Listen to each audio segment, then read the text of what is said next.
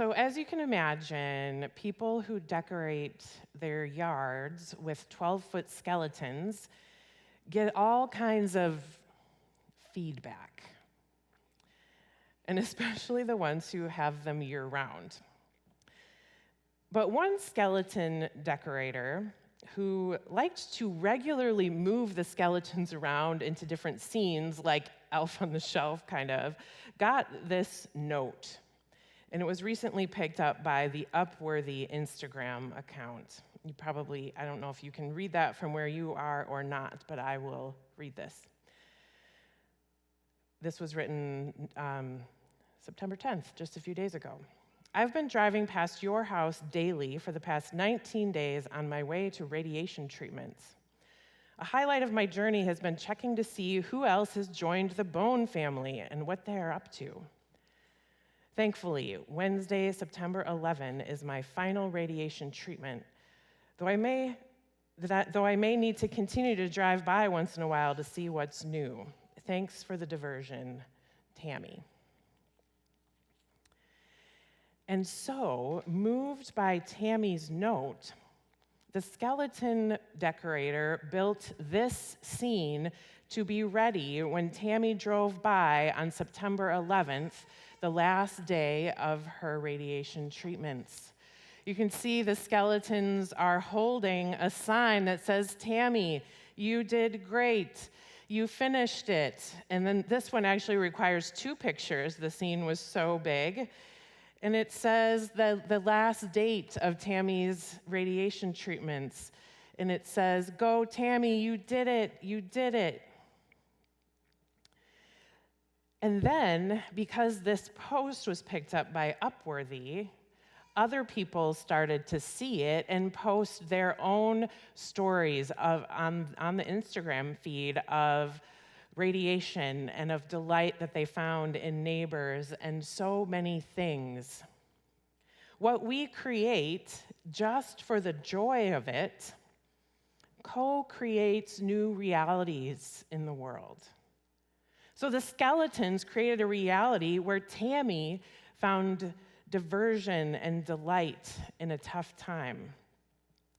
And then Tammy created too by creating this connection with the note that she wrote, giving the skeleton decorator an even further opportunity to create delight and connection and enjoyment with Tammy. The creation made by the skeletons and the co-creation that started with the note opened the doors of a beautiful new reality of mutual delight. Who would have thought that 12-foot skeletons could be so holy? So the next time you see a 12-foot skeleton in somebody's yard in June, maybe you can be reminded of this. All of our creating is an echo of God's creating. So I wonder what you've created that has created a new beautiful reality in the world. What have you created that has made a new beautiful reality in the world? Now, I know some of you, as a response to what I just said, are thinking, well, I'm not an artist, so I don't create beautiful realities.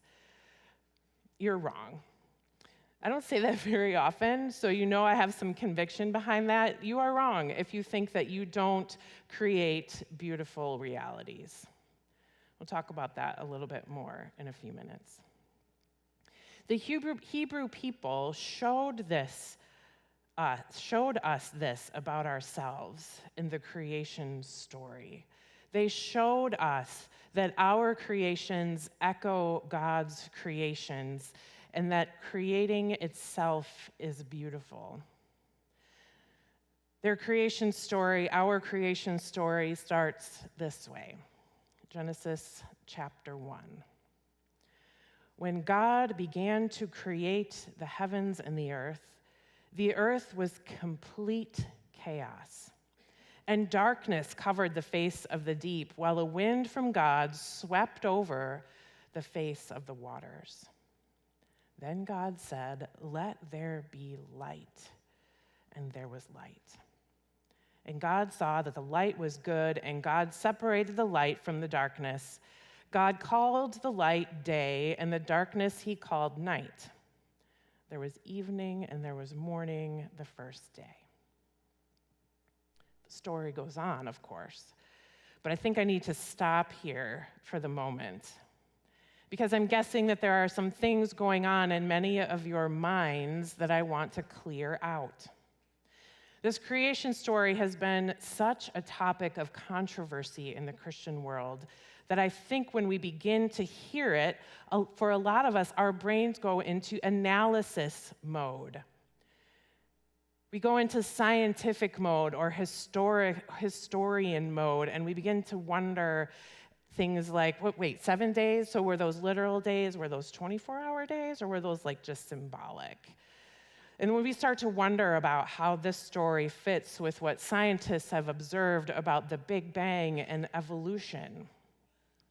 And for some of us, when we start to think about these things, our nervous systems get ramped up into fight, flight, or freeze mode because of how many hard conversations we've been exposed to around this controversy about the Genesis creation story.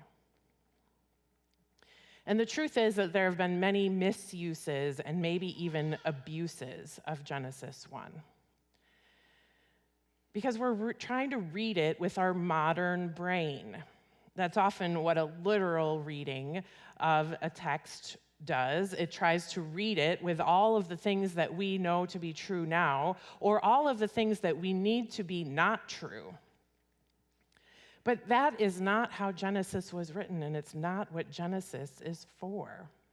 It wasn't written for the purpose of telling us about the facts of how God created the world. It's not a historical document.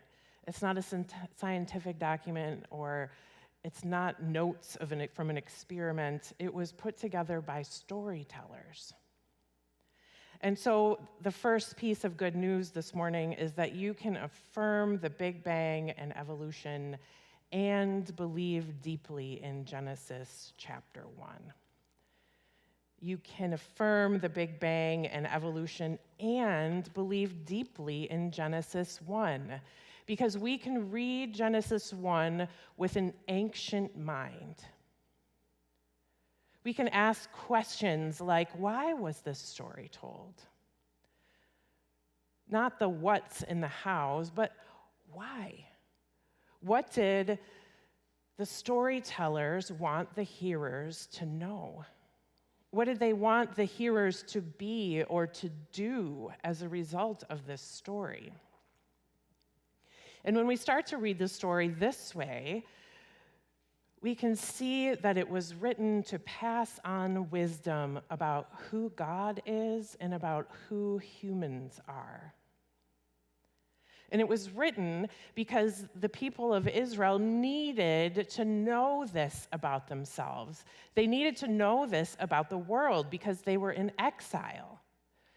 When this story of Genesis passed from being an oral tradition to being written down, the people of Israel were in exile in Babylon.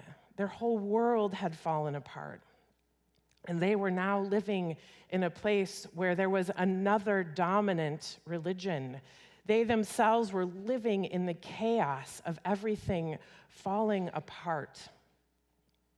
And they needed to be able to hold on to this story that communicated to them who they are and who God is. For ancient minds, their worldview included many gods. This is hard for us to grasp, but their worldview included many gods. And so they knew that the Babylonians, where they were living, had their own stories about how the world was created. And being in exile in Babylon, they would have heard these stories and been familiar with it. And so the Babylonian creation story okay, I'm not actually going to read it because it would take too long. But it has the exact same literary structure as the Genesis creation story. It has the exact Same structure as the Genesis creation story. So when we line up these structures and what they say next to each other, here's what we see. In the Babylonian creation story, the space of creation, God created, the Genesis story talks about this dome that God created and separated the waters from the dry land. God created that with God's voice in the Genesis creation story. In the Babylonian creation story, the workspace of creation came from the aftermath of a bloody battle between gods. One god murdered another god and used that dead god's body as the space of creation. And then later in the story, when the Babylonian story talks about humans in the same place that the Genesis story talks about humans, humans were created as the minions for the gods. Humans had no status except those who were in the royal class. So we'll think about this a little bit more when we read the full story in a few minutes. But this Genesis story was told and written as a counter-narrative to the Babylonian story.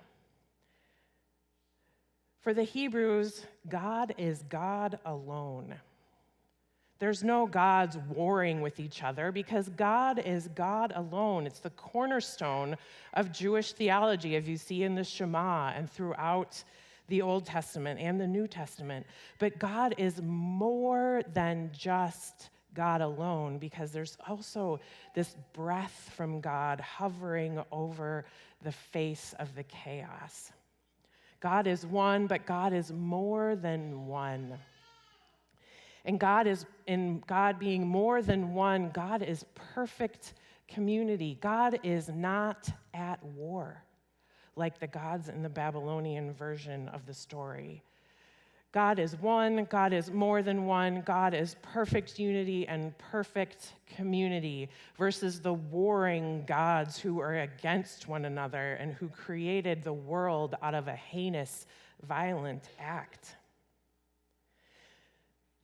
The Hebrew people needed to know that their God was better than all the Babylonian gods put together, that their God created something on God's own without help from other beings, without needing to destroy anything. So not only who is God, but who are humans? In the Genesis story, all humans are given royal status. They're not an afterthought like they were in the Babylonian creation. Every human has royal status. We're not just minions doing the bidding of the gods. In fact, in the story of Genesis creation, God entrusts creation to us.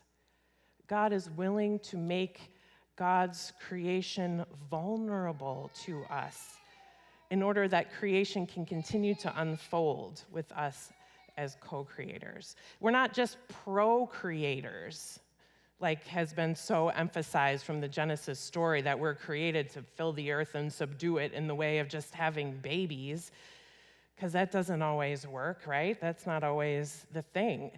We are called to be co-creators, not just procreators. So as humans, in the context of the Genesis creation story, we have status, we have worth, and we can reframe our own creating as a holy act. This idea of God taking complete chaos and turning it into order. So how do you participate in this divine and holy act of creating order? Creating something beautiful, contributing to God's way in the world. So yes, Craig Merchant's gnome homes, which are adorable, are holy. All of the beautiful art at Art Prize are holy, but so are spreadsheets. So is putting away the toys. So is folding the laundry. It's creating order out of chaos is a divine and holy act. So is doing good business, right, Andy? Doing business in an orderly and responsible manner, doing good business is a creative act. It's keeping the chaos at bay. Therapy is creating order from chaos. It's taking this mess of thoughts that are all tangled up in the air and weighing down our minds. It's taking those things and pulling out threads where order and meaning can be made. Painting a room is a holy act. You're remaking something in a beautiful way.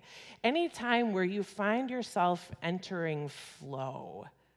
Do you know what I mean by that? The times when you lose yourself in an activity. I find myself in flow most reliably when I'm doing yard work.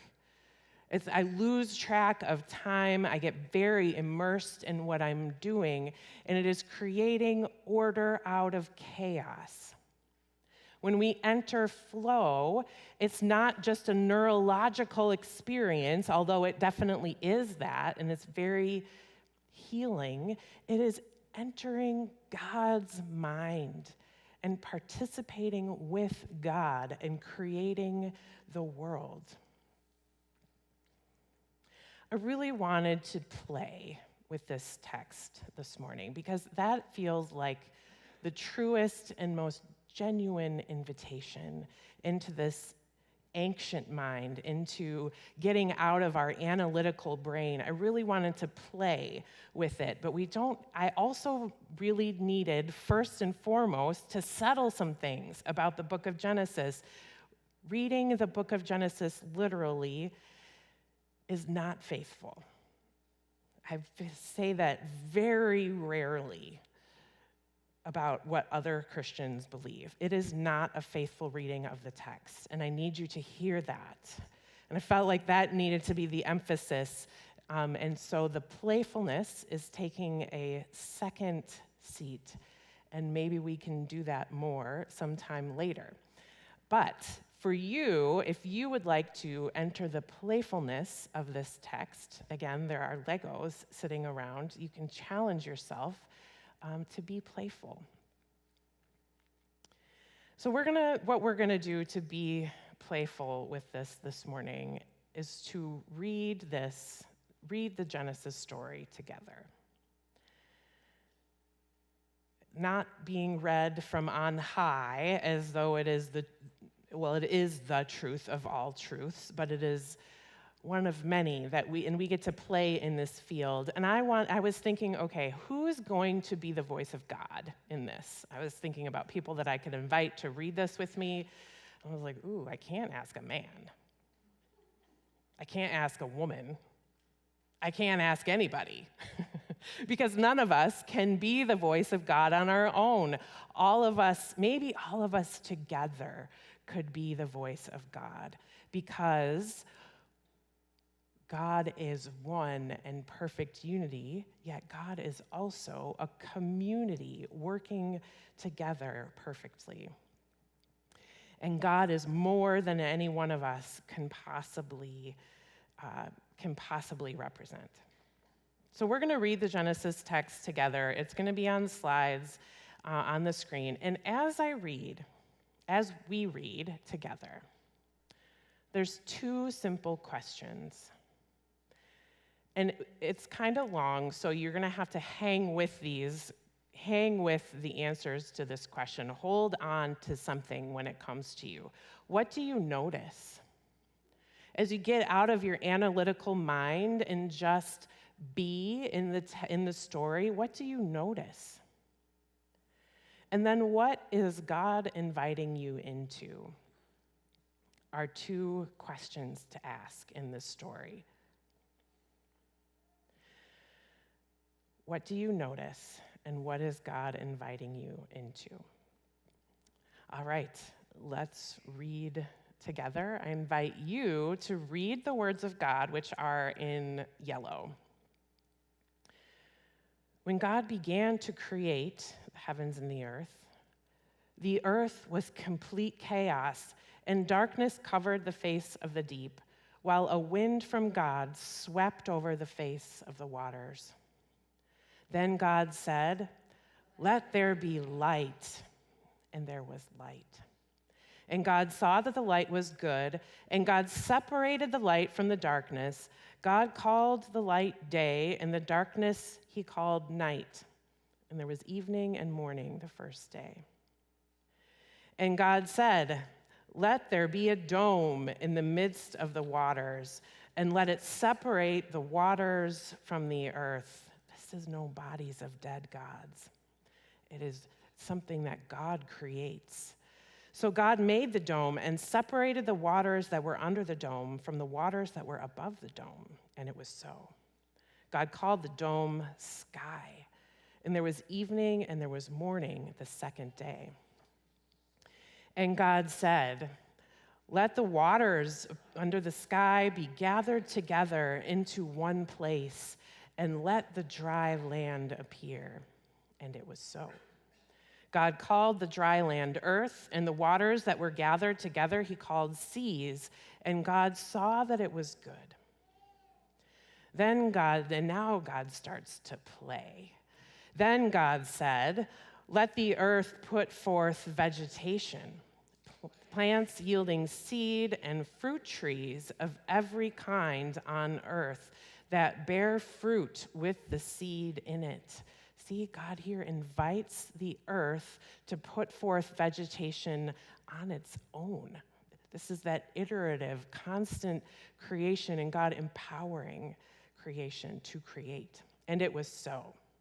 The earth brought forth vegetation, plants yielding seed of every kind, and trees of every kind, bearing fruit with seed in it. And God saw that it was good, and there was evening and morning the third day. And God said, "Let there be lights in the dome of the sky to separate the day from the night, and let them be for signs and for seasons and for days and years, and let them be lights in the dome of the sky to give light upon the earth." And it was so.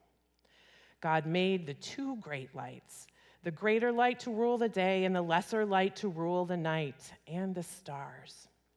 God set them in the dome of the sky to give light upon the earth, to rule over the day and over the night, and to separate the light from the darkness. And God saw that it was good. And there was evening and there was morning the fourth day. Are you holding on to your noticing? Are you holding on to what God might be inviting you into? Let's keep going. And God said, "Let the waters bring forth swarms of living creatures, and let birds fly above the earth across the dome of the sky." So God created the great sea monsters and every living creature that moves of every kind with which the waters swarm, and every winged bird of every kind. And God saw that it was good. And God blessed them, saying, "Be fruitful and multiply, and fill the waters in the seas, and let the birds multiply on the earth." And there was evening and there was morning the fifth day. And God said, "Let the earth bring forth living creatures of every kind, cattle and creeping things and wild animals of the earth of every kind." And it was so. God made the wild animals of the earth of every kind, and the cattle of every kind, and everything that creeps upon the ground of every kind. And God saw that it was good. We're getting close to the end. Then God said, "Let us make humans in our image, according to our likeness, and let them have dominion over the fish of the sea, and over the birds of the air, and over the cattle, and over the wild animals of the earth, and every other creeping thing that creeps upon the earth." So God created humans in God's image. In the image of God, God created them, male and female. God created them. God blessed them, and God said to them, "Be fruitful and multiply, and fill the earth and subdue it, and have dominion over the fish of the sea, and over the birds of the air, and over every living thing that moves upon the earth." God said, "See, I have given you every plant yielding seed that is upon the face of all the earth, and every tree with seed in its fruit. You shall have them for food. And to every beast of the earth, and to every bird of the air, and to everything that creeps on the earth, everything that has the breath of life, I have given every green plant for food." And it was so. God saw everything that he had made, and indeed it was very good. And there was evening and there was morning, the sixth day. So, what did you notice? I invite you to imagine. I want you to take that with you. Imagine what you noticed being written or drawn on a piece of paper. And when it has been written or drawn on that piece of paper, I invite you to imagine sticking it in your pocket. And later you'll discover it when God calls it to your mind. And what is God inviting you into through this reading? I could suggest all kinds of things that God might, in fact, I did, of what God might be inviting you into. But I can't do it as well as God can. So, in the same way as with what you noticed, I invite you to draw or to write in your mind, in your imagination, write what God might be inviting you into. And when it's drawn or written, imagine yourself sticking it in your pocket. And you'll discover it tonight, tomorrow, the next time you reach your hand into that pocket. And we'll see what God can continue to create. Let's pray together. God, we join you in declaring that your creation is good. It's very good. Thank you for this ancient account of your playfulness and your creativity and of your oneness and of your more than oneness. And for this beautiful account of how you have created us to be not just your minions, but to be your partner. We pray that this story, that what we notice and that what we feel you inviting us into will continue to have life in us as we go from here and as we live and move and have our being. In your name, amen.